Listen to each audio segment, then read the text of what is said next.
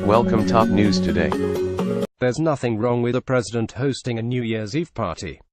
There's quite a bit wrong with a president profiting from a New Year's Eve party.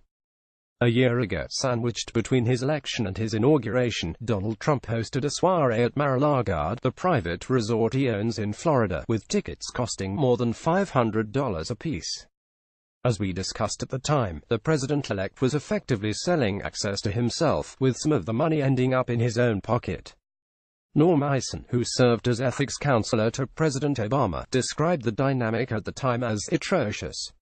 Undeterred by the criticism, Trump did the same thing this year.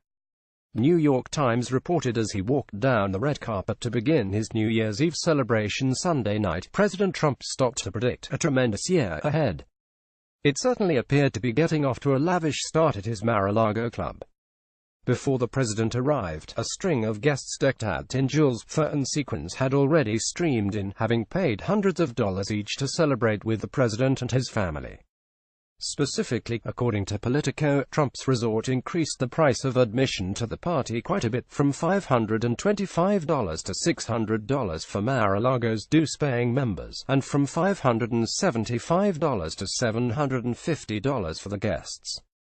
This comes on top of the membership fee $200,000 and annual dues $14,000 Trump's wealthy customers already pay.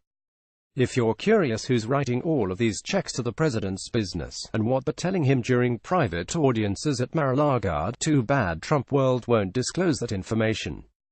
The opportunity for corruption may seem obvious, but at least for now, it's going unchecked. We know what Trump charged for the right to attend a party with him, but we don't know who read the checks or how much of the total amount will be profit that benefits the president directly. The Daily Beast's Sam Stein imagined what the political world's reaction would have been if President Hillary Clinton tried to profit from a New Year's Eve party at a property she owned. It would cause a countrywide fever panic. Sam wrote, and for good reason. The gala coincided with an interesting Washington Post piece published on Friday, which noted that many Trump aides are frustrated when Trump is at Mar-a-Lago, because it's harder for his West Wing staffers to control his daily media diet and personal contacts as they try to do in Washington. At Mar-a-Lago, anyone who can get within eyesight changes the game, said a former White House official, speaking on the condition of anonymity to candidly discuss a sensitive subject, and referring to club members and guests who sometimes try to influence the president on policy, share an opinion on his administration, or simply say hello.